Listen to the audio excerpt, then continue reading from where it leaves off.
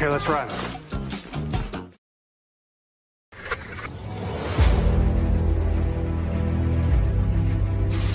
Your mission, should you choose to accept it. It's a quest. It's a quest for fun. Well, The Rock says, why don't we just cut right to the chase?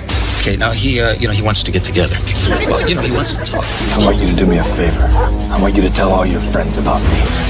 It's showtime, folks! What are you?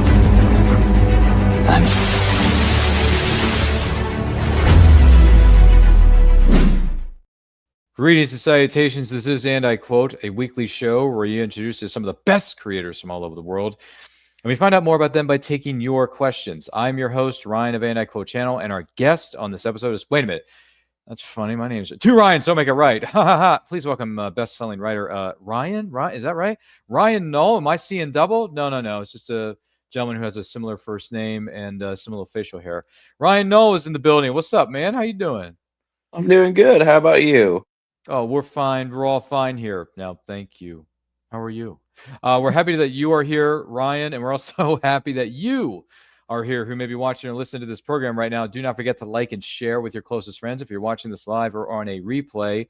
Thank you for doing so. If you have any questions for our guest of honor, Ryan Null, let us know in the comments. Let us know in the chat. More than happy to hear from you as we go along on this journey down the yellow brick road, as one might say. So, Ryan, this Ryan, I want to ask you, what were some of your favorite books or writers growing up as a youngling?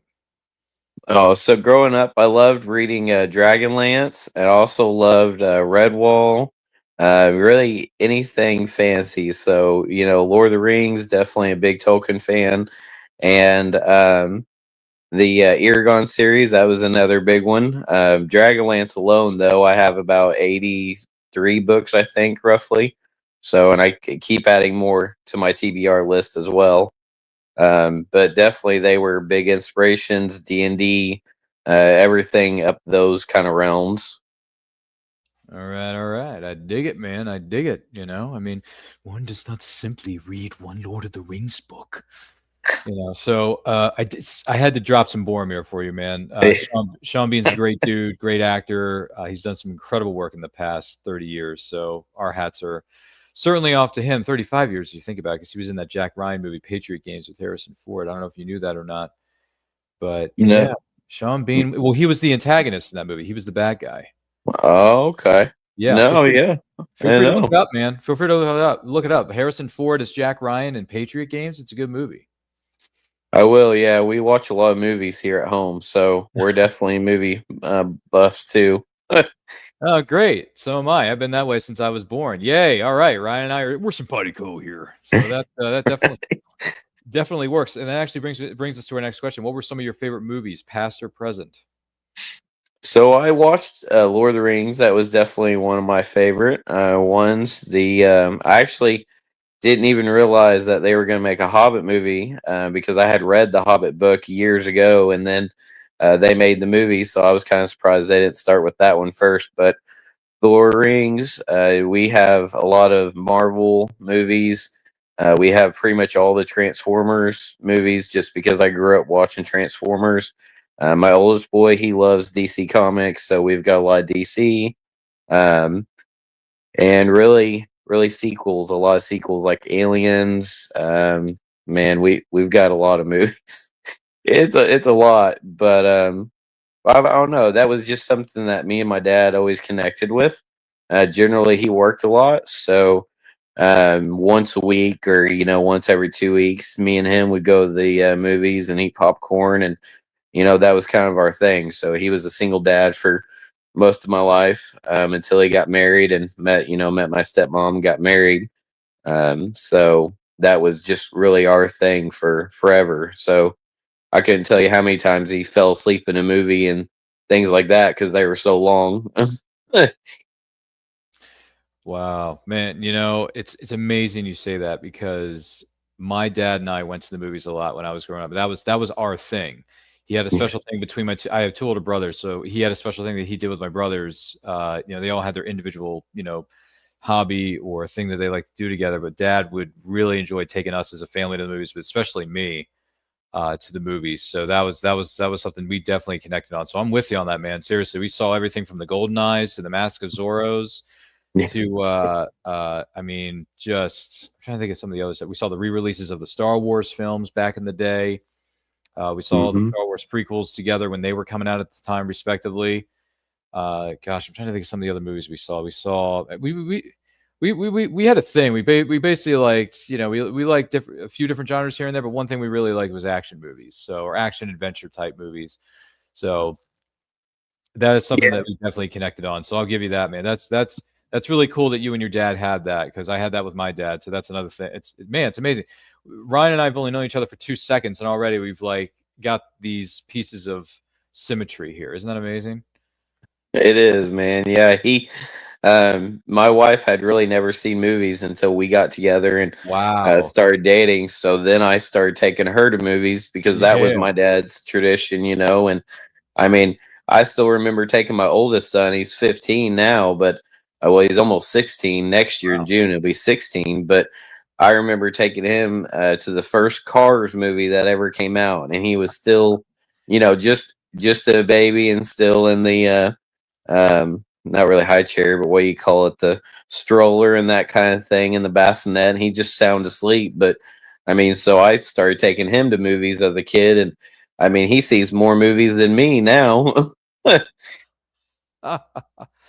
Oh man, that's awesome sauce. Passing your love of film on to the next generation. I dig it, man. I really do, man. That's really cool. Yeah, and that was another thing I forgot to mention. Yeah, we went to a lot of the Disney movies growing up. When I was growing up, that was something that my dad took all of us to, if not myself. So yeah, those are some good times there. There's no doubt about it. What would you say were some of your favorite TV series, past or present? I haven't watched a lot of TV series, but I have been watching a lot of Halo. That was pretty good. I mean, it's been canceled, but it was still good. I played the game growing up, so Mhm. the movie was pretty well aligned with the game. And then I watch a lot of Jurassic World. They've got, excuse me, they've got three different. I think it's three different seasons or like kind of series on Netflix. Mhm. And then really my wife will watch anything that's romance or fantasy or anything like that. So no, Mm. go downstairs. Sorry, my middle boy. Nah, it's all right. Curiosity. Younglings. See what I did there? Yeah. The what is it called? Gosh, what was the line? Truly wonderful, the mind of a child is. That's Yoda. That's not a very good impression, but that's Yodaisms right there. It's from the movie that never happened. It's called Attack of the Clones. But anyway, I digress. I digress. So when did you start writing? So I started writing when I was in well, my eighth grade teacher is the one I give my dedication to. My dad was a tool and die guy, so we had movies in common, but besides that, he didn't read a lot. But she challenged us to write something creativity that was creative and unique, and so I end up writing which it will be. I've got kind of a draft now for one of the prequels of my Flair Chronicles series, and she loved it so much that she had me write another one, which is the second draft for a second story. And then all through high school, I told everyone I was going to be a writer, and so that's when I wrote Into the Blaze all through high school. And then I got married and had kids, and then last year I just decided that what the heck, I'm going to publish it, and if people like it, they like it. If not, they don't. But I'm going to get my name out there to every piece of the world and see what people think, and hopefully they like it. That's wow. All right, man. Nothing's gonna stop this guy. You're like a man. You're just like a train that just keeps on running, man. Once you get an idea, you just roll with it. Thank you. I've worked really hard, man. I mean, I'm currently waiting on books, but once I get them, I have about 100 bookstores across the U.S. Right now, I've got one bookstore in UK that is carrying my books, and I'm talking with more. I've got readers across the globe, and even my newsletter, it's over 1,000 people, and bookshop owners and editors and really podcasters everybody send to. Plus, I've got a second publisher that is in Australia. I've got a vampire and werewolf being published novella there. And then book 3 of the Flare Chronicles will be published next year. And a sixth grader is doing a cover for a journal for Daniel for one of the main characters that'll come out. And then I've got a second novella as well. That one is self-published, and then a spicy romancy series as well. So I stay pretty busy. Yeah, I mean dude. That's an understatement. Good Lord, what are you, Kevin Feige? I mean, man, you got plans for 50,000 years. There's only one way to properly congratulate you and react to this news, man. Yes! Hell yeah! Hey, come on, baby! Come on! Yes! Come on! Ah! Yes! Yes! I mean, woo, man, that's killer. That's killer. Honestly, congratulations on all that. That is absolutely amazing. You've really, I mean, it's one thing to have a book out, one thing to have a story, but you got all these, you got so many fingers to so many different pies and all these different avenues that you're taking and exploring and things of that nature when it comes to marketing and expanding your brand and all that kind of jazz. Dude, Ryan, you're money, man. You're money. You're so money, you just don't even know it. You're like a big bear, man. Well, I'm humble, man. I'm really humble. A lot of bookstores, a lot of people has been really kind. They've heard my story and they've really supported me. So my brother-in-law has a studio, and I've written a fantasy music, a whole album that will go along with my spicy romancy. So we're hoping to drop the first track in January, and then the whole album next year. I make my own maps. And then I've also got a collab with a mini figure shop in Tennessee. They do a lot of Warhammer games, and they also do, I mean, they've got swords, they've got Pokemon cards, they've got just a ton of stuff called Dragon's D. But we're collaborating on my series selling minifigures.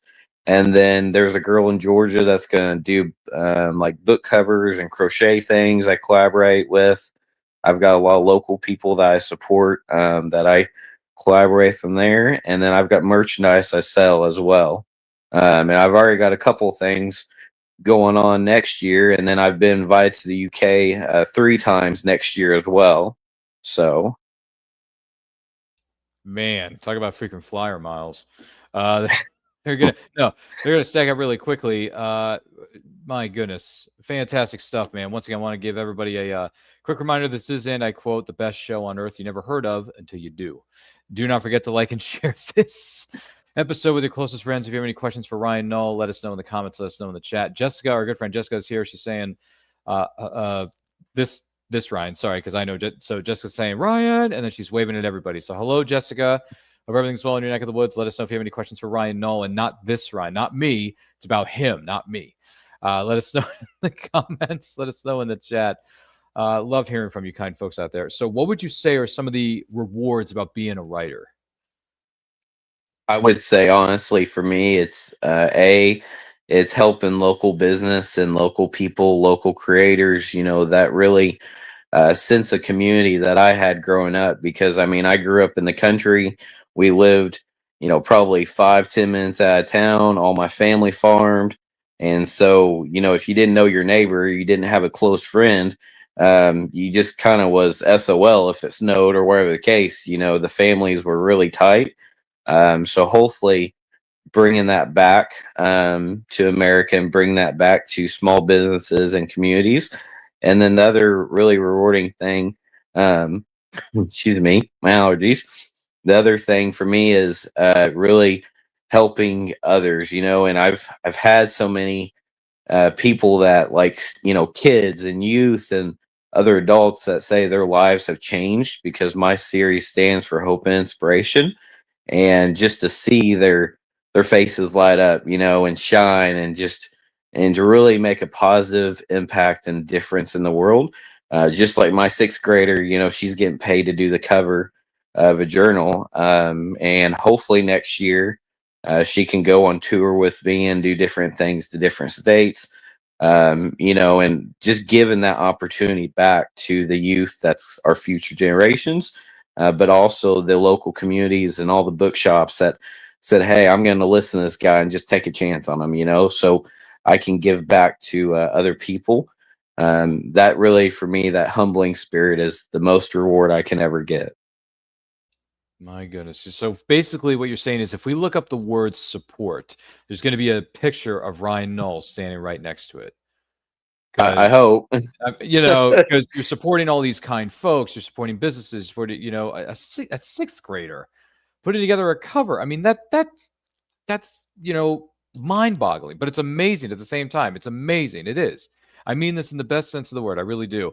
Because it's not often I have guests come on my show and they say, oh, yeah, I got a sixth grader designing the cover for a journal of mine that's related to one of my books. I'm like, what?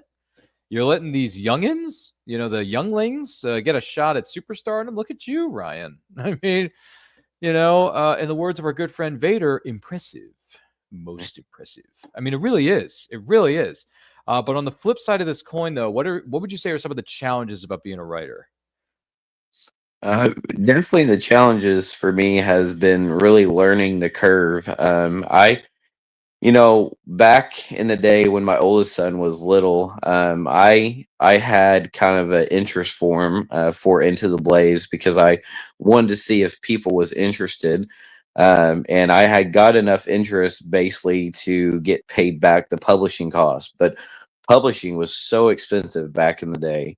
And what I've found now is that it's been a learning journey for sure, because I've learned a lot of different things, what not to do and what to do, what to look out for, who to go to, how to talk to bookstores, kind of how they run their system.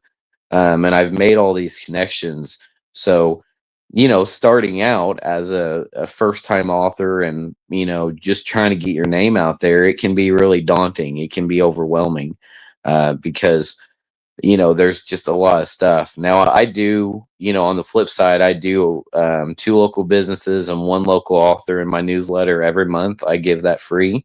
And I do, review manuscripts and help edit and all these things to help people because I don't want them to be in the same spot that I was when I first published. And, you just get overwhelmed. And there's a lot of people out there that they'll say things or do things, but all they want is your money. So it's kind of a hard lesson to learn. And, hopefully I can pass that down.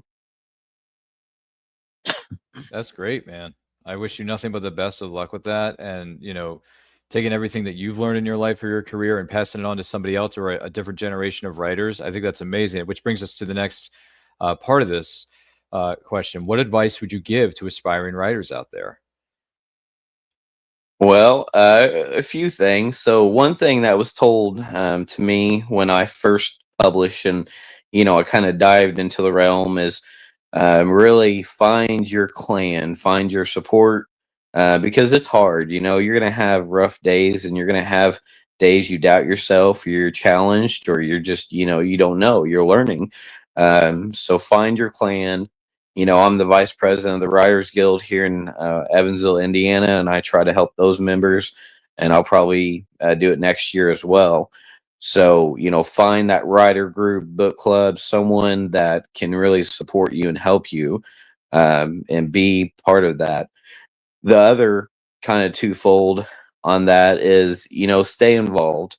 Stay involved in all the bookish things out there, whether it's the bookish community, Instagram, the book clubs, the Writers Guild, write daily and be involved, because that will really make an impact. And the last thing that I tell everyone, I really kind of stress, I spend 100 hours or more on my book stuff. You can ask my wife. I'm on my computer probably more times than not. And every time we go somewhere, if I see a bookstore that I've never been to, I'll be the first one just to stop in for 5 minutes and, wait in line, talk to the owners and all that kind of jazz and look what they got and get the feel. So, you got to put in the time and you got to put in the effort and you got to get your name out there, but you got to do it every day. It's a daily thing. It's a daily grind, because otherwise no one's going to know your name or your books. So put in the time, put in the effort, and keep doing that no matter what's going on. And that's the hardest part, honestly, about being a writer is the marketing.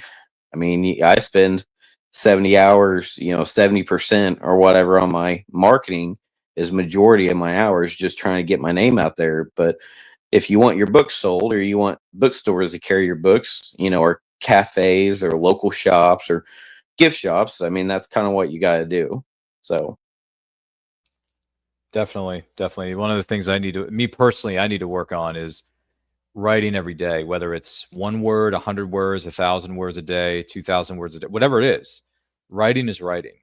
Words are words, and nothing gets done unless you start writing and you finish it too.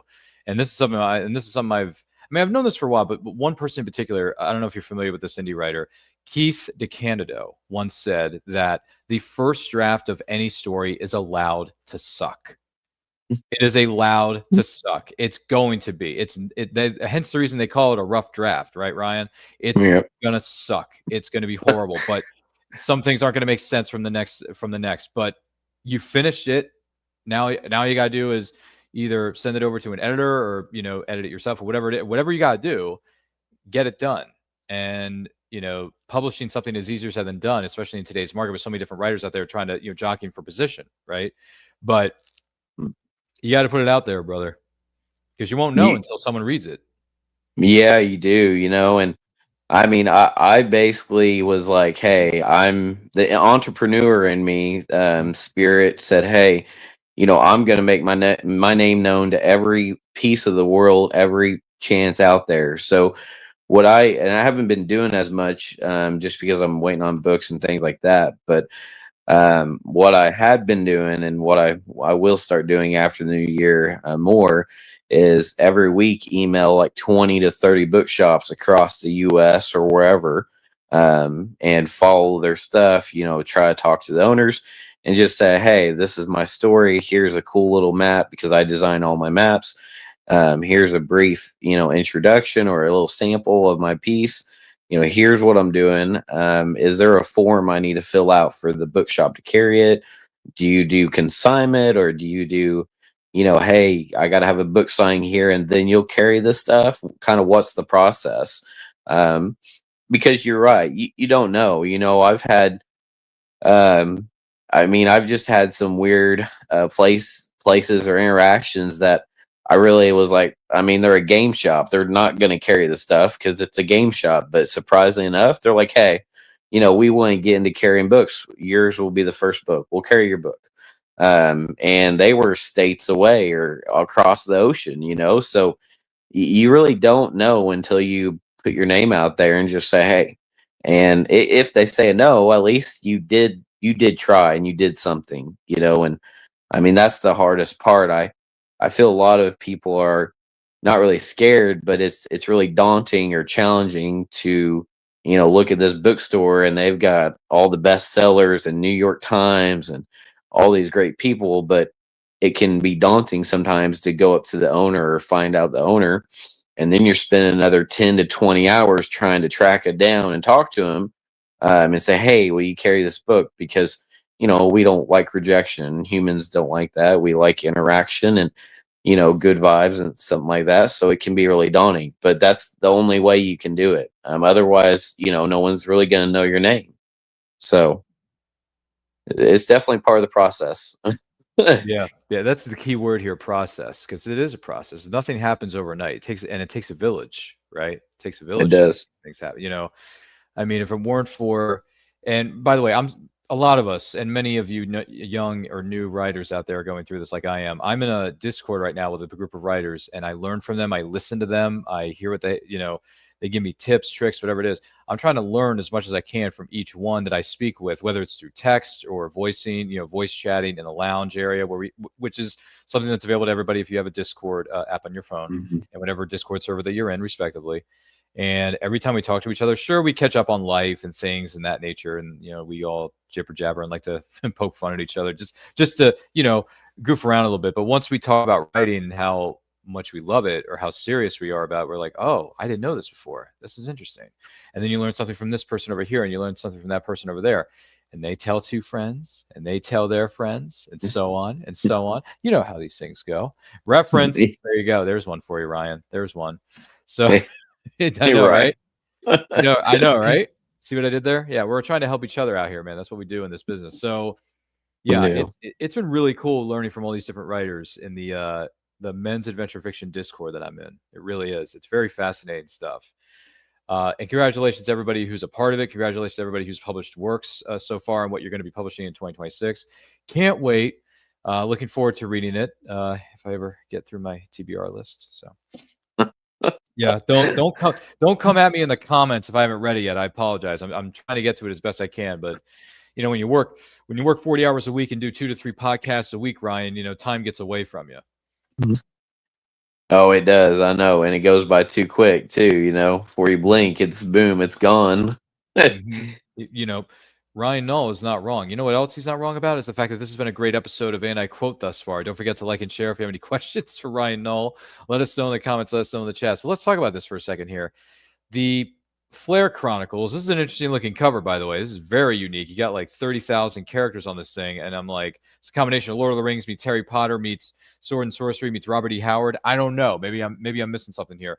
But for someone who's unfamiliar with the Flare Chronicles Into the Blaze, what exactly is it, and how did it come about?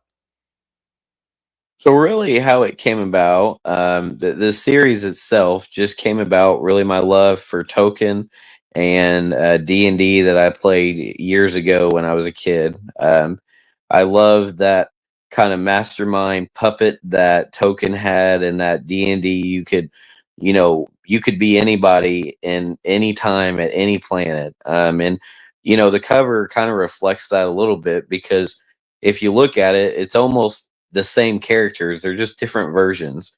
And if you really think about it, you can be the same person, but everyone has 4 or 5 different versions of themselves at any given time. Because people act different in front of their friends or family or work, or we all stress, we all got frustration, all those human emotions. So and that really, I feel the cover that kind of pops out there on the cover, that there's a lot of characters, but they're just the same characters, just different variants. And that's kind of where the cover stood. From the series point, that's what I wanted to create. I wanted to create that no matter who he was, if you could read it, you could pick out a character and say, hey, I was that guy. I had to be that guy, or I had to make that hard choice, or I've been in his shoes, to make it relatable and personal. And I've tried to do that through the whole initial 3 series. Now, I do plan on writing 300 books in the world of Azerin, which is the Flare Chronicles, and then Umbria, which is my map that I created for the world of for my Spicier Fantasy series. I plan on writing 300 books as well.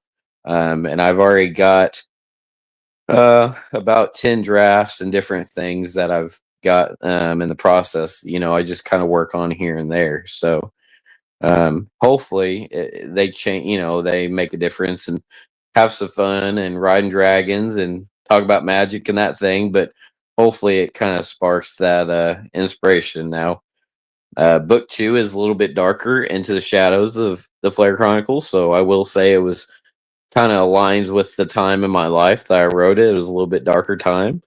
And there's a lot more questions answered and a little bit of twists and turns. And so far, no one's killed me for the cliffhanger, but there is a bigger cliffhanger at the end of it. Okay, you said, wait a minute, just to make sure I heard you right. You said you have plans to write 300 books in this series? Correct. Yep. Wow. Okay, that's gonna take you more than a couple years. It may take you a couple decades. Gee whiz, man! Like I said, you're like a Kevin Feige. You just got this 50,000 movie television series plan laid out at such a young age, and I'm just thinking to myself, man, these kind folks like Ryan Null and a few others that we know of here outside from the Anti-Quote family, such as Lori Calcaterra, Carissa Grant. Gosh, who was? I'm trying to think who was on our show not too long ago. I'm trying to think who it was. The name is escaping me for the moment, but my goodness, I'm thinking to myself, how do these people do it? You're just a creative mind, Ryan. You got this way about you, man. I mean, I'm just trying to get through tomorrow, but you got like plans for 300 years from now. Well, I appreciate it, man. I really try hard, and I've worked really hard to have what I have and where I'm at. And I love storytelling. When my wife was pregnant with our oldest son, that was kind of our thing. So she'd lay on the couch or the bed or whatever. Pregnancy can be hard on women and that kind of thing. And I always told a story about a knight or a dragon or something like that. So that was kind of our thing. I've always been a storyteller since I was a kid. And my wife really, so after we got together, graduation night, and then later on, we had our first child. But as she was pregnant, we moved in together. And that she was really my first editor because she saw the manuscripts that I kind of had lost and just buried in my stuff I packed over. And she's been a really big support in my whole writing really career. Because she loves my books and she don't read that much, but she reads my books and she's helped me edit and things like that. So it's humbling, but I hope to write. I always loved Dragonlance and D&D. I mean, you look at Dragonlance and um, there's probably 300 and something books now, over 60 authors, maybe 61 or 62 authors, but there's over 300 books. So I always found that really interesting and cool. And I love making maps. I love making kind of worlds and that sandbox. So I thought, I could do the same thing. So yeah, I've written, excuse me, this year alone, I've written a 600 page The Spicy Romancy. It's about 600 pages, about 90,000 words. 2 novellas. I've written 2 short stories, and then the fantasy music. My first album, it'll have 11 tracks on it, so I've written 11 songs as well. And then I send my newsletter and things like that out as well.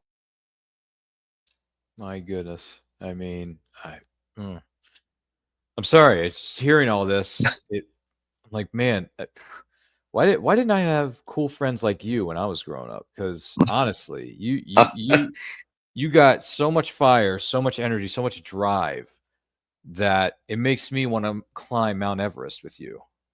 I mean, it's like I don't know. It's like one of those things. Like we need to play some, Eye of the Tiger in the background while we're doing some shadow boxing. And, taking down guys like Ivan Drago. You know what I'm saying? So like, yeah, it would be awesome, man. I'm humble. I was told, someone told me that I couldn't be a writer all through high school. And it's kind of, it's full circle for me because the 6th grader, her dad is actually one of the few people in high school that was like, hey, I believe in you. You can do this. We was good friends before he went to the military. So, and I didn't realize that till I went to their house to, I met his daughter because I spoke to their class in 5th grade. And then when she went to 6th grade this year, I went to there, but I spoke to all the 5th graders. I've spoken to 2 elementary, well, 2 middle schools now, and I've spoken to 2 or 3 elementary schools as well about being a writer. I gave books away to the teachers, the librarians, and people had birthdays, kids. I've drew little stick fingers. I've gave cards away and really answered questions. I mean, I've had a lot of fun with it. So, for me, it's just that full circle, that humbling giving back, especially, having like the 6th grader, and her dad being one of the ones that supported me in high school, and to give her daughter, his daughter that chance and being that connected. So people told me all the time that, I couldn't be a writer. I wouldn't be a writer through high school. And, I had the same challenges when I published and people loved it, but there's still those people that's been writing a long time, or, you're not the New York Times bestseller yet. You're the new kid on the block. And so you got to earn your stripes, so to speak, and I've never steered away from a challenge or never steered away from what people told me I couldn't do. I'm going to prove them wrong, and I'm going to do it some way or some form, some fashion. At least until I drop. I got you. No, I hear what you're saying. I hear what you're saying. Well said, man. And that's what Jessica was saying here in the chat. She says, right. Well said. Well said, Ryan. Well said. See, Jessica is giving you some mad kudos here tonight, brother. So it's well, I appreciate her. Yeah, she's cool. She's cool. She's a good friend of the Anti-Quote family. So thank you so much, Jessica, for tuning in. And thank you for you who may be watching or listening to this right now for tuning in, whether it's live or on the replay. We thank you so much. Have there been any special memories for you from being at conventions or book signings that stand out? Really, for me, one of the big ones was we was at the fairgrounds. They call it Sweet Corn Festival where I live in Oakland City in southern Indiana, because we grow a lot of corn. I mean, there's farmers out the galore, and you either come from a farm or your family farms, or someone that's a farmer. Where we've got chickens of our own and dogs, and I mean, you just kind of live that country kind of community life and that's how I've been raised, and that's what I try to pass on. But they had a sweet corn festival, and I took my boys there and was riding rides with them, and my wife was looking around at the shops, and we ate supper there. But it was really just humbling for me that there, and then I went to another book fair, but it was like a local entrepreneur kind of fair. And there were some people there that was like, hey, I know you. You're the author. I see your post and your books, and that's cool. And giving me congratulations and kudos. And it was really humbling for me, just because I've been published since July of last year. So a little over a year. And it wasn't just one, it was multiple people that, hey, they're seeing my stuff, and, they're wanting it. I've got, and then two other moments really, besides when I won the 2 international awards. That was pretty cool, because I've never, that was the first time I won international awards. And when I went to UK, that was really humbling, that a bookshop was, hey, I'll support you. And everyone, the screenwriter and producer and agent and everyone I met over there, that was really cool as well, and just kind of mind-blowing. But the other 2 times was when the book 2, Into the Shadows, I had to reschedule my book signing for the library in town, and I've got to do it still. But when I went and talked to the marketing lady, which is kind of my connection, she's saying people's like walking in and calling, wanting book 2, and they're wanting to know when I'm going to have the book signed. So that tells me, stuff's being spread and things like that. So that was really hey, cool. And then just the youth I've touched, when they bought a book and their eyes kind of lit up and they smiled taking that picture with me. Or when I went to the 6th grader's house and she wrote me a sweet little note and drew some stuff, and she was just overly excited. So when you change a life and make a difference, that to me is the most rewarding, more than the money or fame or whatever. But it is very humbling that you can kind of walk in your community, and even to Evansville, or I've gone to different states, and people are like, hey, I know you, all the way from 10 hours away. And I'm like, well, okay. I mean, that's cool. Thank you. I'm not sure where you know me, but thank you. So just to see that recognition, and then to able to give back and see the spark on the youth's face and the kid's face, and to change a life or help a local business, that's just been the rewarding part about all of it. Man, that is, goodness gracious. Thank you so much for sharing that with us. Some great memories there. And yeah, book signings, other events, especially book festivals. Those are some fun stuff, man. They are. I mean, granted, they're also dangerous, because they're going to take your wallet, but because you want to buy all the books, right? You want to support all the authors that are out there in the business. So Yeah, not an easy. Not sometimes it's not an easy thing, but it's very very fun. I will grant you. So congratulations on all of that. It's fantastic stuff. Who is an author, living or dead, you would love to have a conversation with, and why? Oh, definitely the people who have made Dragonlance. I believe it's Margaret Weiss and Tracy Hickman. Mhm. Just because it's 40 years right now, and D&D and Dragonlance is really it's growing strong. I mean, there's so many people doing Dragonlance games or D&D games or writing campaigns, and those books started from a campaign, just a really simple idea of, hey, we're going to write a book out of this campaign. And just that simple idea, and it's sprawled into like something massive. And they're still writing books for it too. So just to see, if they thought that that was going to happen, and how it kind of changed their life, excuse me, over the years. And then the author of Redwall, I forget his name, Jack Coos something. But he was like 70 years old when he published, and to me, it's really cool because, he published at 70 years old. I mean, you think about that. Most people at 70 years old are not publishing books, and they're not going off to be in the New York Times bestsellers. And, even when he passed away, there was probably 3 or 4 books out of the Redwall series that was still, that was published in his name because he had written those manuscripts. Just, he was writing all the time. So he had those and they published them. And I mean, you got to have a drive and a love for books to publish at 70 years old and it just kind of blow up. And, and he came from a little small town up in the hills of Italy. I mean, it was just a little, family farm community that made wine, and they were just really small. So just to see his knowledge and experience. And I will say, I've always been a Tolkien fan.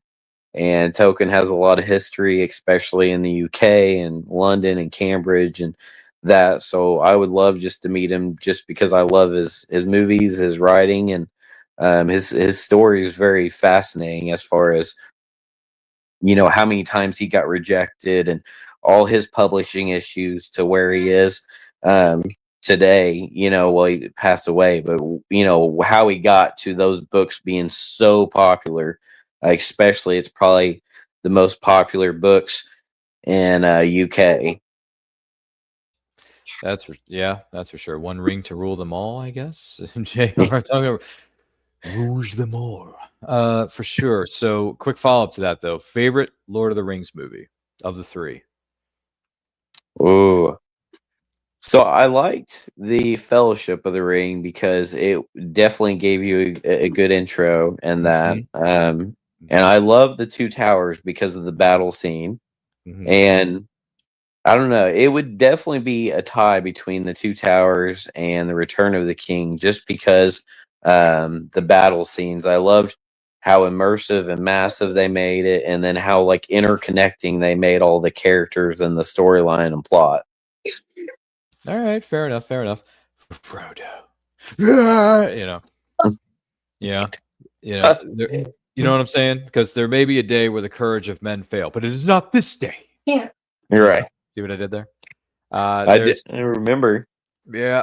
You were there. You know what happened. And you got him. You got him on streaming, or you got him on DVD or Blu-ray. So I mean, I got the theatrical cuts on Blu-ray, and I got the extended cuts on DVD. Go figure. Oh, that's awesome. Yeah. We've got them on Blu-ray, and I think we have the original Lord of the Rings. I think we have them on 4K. There you go. See, it's technology and physical media. Definitely keep track of your physical media, because one day these streaming services could rip all these movies away from you, and then how are you going to watch them? Physical media comes into play, ladies and gentlemen. Oh, it does. Most people don't realize that on the user agreement for all the streaming services, that you basically that you give away your rights when you get that digital copy. So yeah, you've got the digital copy, but it's not really yours, because you kind of give that right away. Yeah, that's about. See, that's a valid point. See, Ryan knows what he's talking about. The more you know. So there you go. See, we're getting all kinds of references and PSAs here. That's for sure. What is one book that belongs on everyone's bookshelf that is not one of your own? Oh, that's not my own. Definitely, definitely. It depends what you like. But if you like Dragonlance, fantasy, it's definitely a good kind of go to. Now, if you like a little bit more magic and kind of the wizardry realm, Harry Potter is very cool. And if you go to UK, they've got some really cool covers that are way different than anything I've seen in America as far as the covers for Harry Potter. They're very different, but they're very cool. And I do love Eragon. I do love a good Eragon series as well. Hmm. All right, all right. I dig it. Just out of curiosity, though, what did you think about the Aragorn movie? So I Mhm. I liked the music in it, but I was sadly disappointed. So I had me being a movie buff and my dad being a movie buff. I actually asked my dad to go see that movie. I remember it because I was in high school and I really wanted to see it. Everyone had been talking about it, but I'm not a big person to just listen to the critics. I want to see it first. And my dad was working on, I think, his car or truck, and changing the oil or doing brake pads or something. And he said, "Well, I'd love to go, but I can't, go. But you're sure enough to welcome to go and drive to Evansville, and and go see the movie." And I was like, "Oh, sweet." So I seen it, and I was like, "Man, it was good," but I was a little bit like kind of bummed and disappointed because it didn't follow the book as much as I thought it would.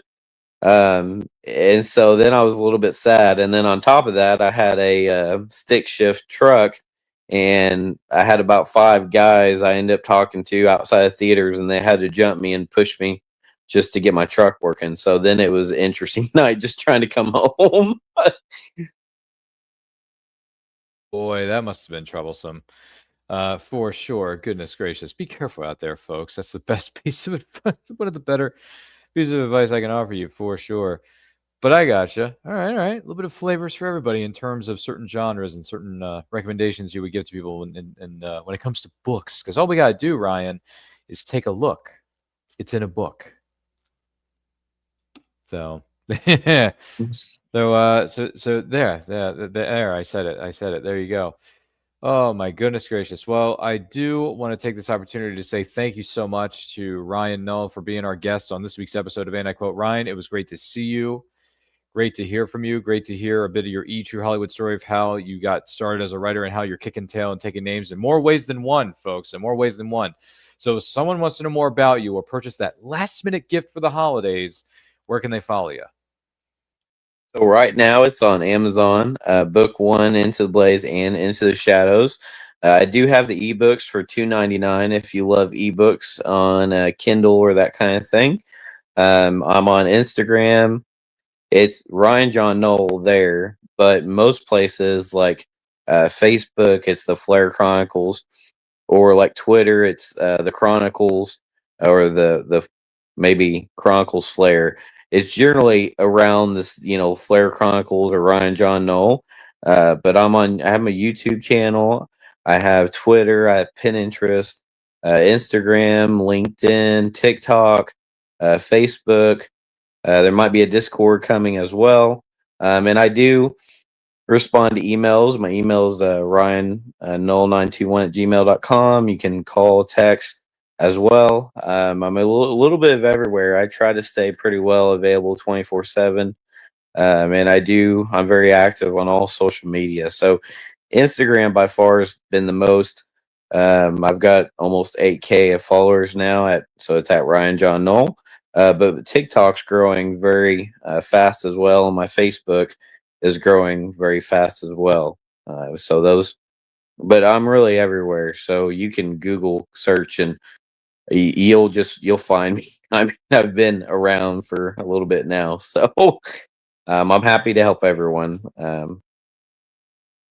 Fantastic, man. Thank you so much for being here. I'm going to talk to you here again momentarily, so stick around for me. Do not go anywhere.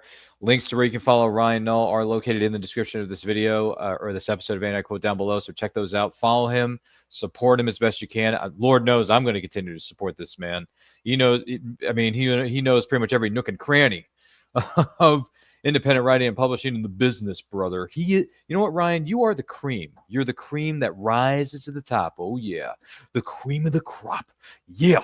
My name is Ryan of Anti-Quote Channel. Follow me in my insanity of all forms of social media, simply at Anti-Quote Channel. We are on Facebook. We're on Twitch. We're on YouTube. We are on Instagram.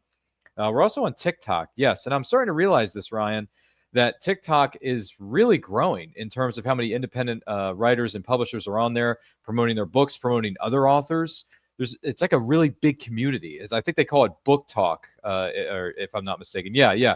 I see Ryan nodding his head in the backstage area of our studio, so that means I'm on to something here. Yay! I got something right. I got a question right, which means I get to keep my job tomorrow, Ryan. Thank you. I also check out my short story that got published earlier this year. It is called Wolf of the West. If you're in the mood for a really good old-fashioned Western, it's included in the anthology of Western Tales Volume 1, published by Veritas Entertainment, our friends over there. Great group of people over there. Check out all the stories. Check out all the books at veritasent.com. Also, we're on the road to 5,000. And once we reach that magical number, which I know that we can as a team, we will have a live stream that will include special giveaways that you, the person who is watching or listening to this program right now, are going to be eligible to win. Speaking of upcoming appearances, we are going to be appearing at Ocean City Comic Con December 13th and 14th at the Roland E. Powell Convention Center in Ocean City, Maryland. It is going to be so much fun. Lots of our friends are going to be tabling there. There's going to be great celebrity guests such as Deborah Estelle Phillips from Power Rangers Time Force, Philip Andrew from Power Rangers Wild Force, and Patricia Patz, the voice of Peppermint Patty from Peanuts. That's right. Charlie Brown and his friends. Peppermint Patty is going to be in the building that weekend. And I'm also going to be debuting a cosplay that I'm going to be sporting at that event. So if you want to know more about that, follow us on social media. I'm starting to give little hints and drop little, what do you call them, Ryan? Easter eggs, right? Like little clues and things of that nature. That's what they're called, right? See, I get to keep my job again, not just tomorrow, but the day after tomorrow because of Ryan Null and his knowledge. So there you go. I'm getting better at this, brother. But thank you all for being here. We cannot do this without you. Anti-Quote is normally on Saturdays, 12 p.m. Eastern time, unless otherwise specified. Movie watch-alongs as other special forms of discussions and programming are going to be held on Friday nights at 7 p.m. Eastern. So make sure you tune in for those. If you missed any of them, you can go back to our YouTube channel, check out all the playlists. We got something for everybody, whether it's DC, Disney, Marvel, movies, comic books, writing, books, all kinds of things. Check out our YouTube channel. Check out the playlists. You're going to find something there that I really think you're going to enjoy, as well as your family and friends. And happy holidays to you. And do not forget to like, comment, share, subscribe, ring the bell to be notified when the videos go up or they go live. And remember, life is better when supporting indie creators from all over the world. Take a look. Strelin of Ulia is a cursed man, and cursed men are dangerous. He has traveled the known world seeking a way to lift his curse. So far, he has not found what he is looking for. When Trellin arrives in the city of Anshi, in the nation of Paraba, he meets a cold reception. The desert nation is unforgiving. Its people have proven untrustworthy, and the locals have no love for foreigners. Now, a wealthy stranger offers to lift Trellin's curse for a price, and he must make a choice. Seek a solution elsewhere, or risk imprisonment in the Tower of Ruhak, a place from whence no man has ever escaped. The known world of Atera, The Prisoner of Ruhak Tower. Now available on Amazon in paperback and on Kindle.